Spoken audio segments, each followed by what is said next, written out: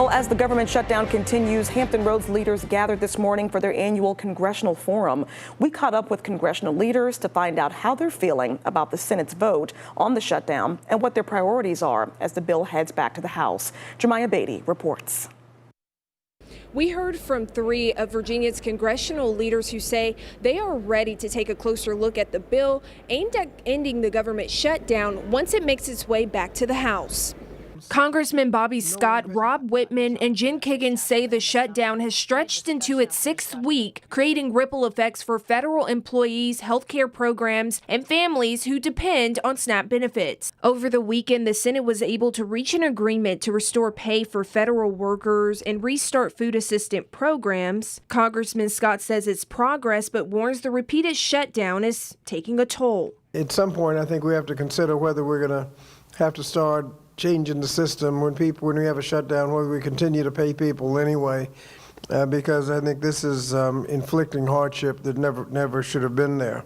Republican Congressman Rob Whitman says he's confident the House will move the bill forward, but says the shutdown is the symptom of a broken budget process.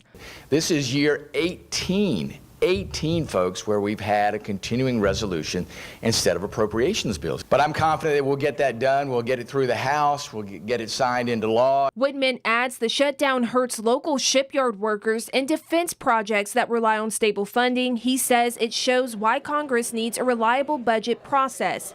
Congressman Jen Kiggin says she plans to vote yes on the measure, saying no solution can be made if the government is shut down. I run to put good policy in place, to do what's best for the country. So I don't run for office to play games like we've been playing for 41 days. It's been 41 very frustrating days for me.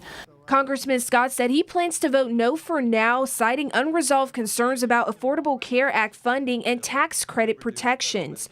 Lawmakers are expected to return to the Capitol this week to vote on the bill. While each member agrees the government needs to reopen, most say the real challenge will be making sure we are not back in the same position come January. Jemiah Beatty, 13 News Now.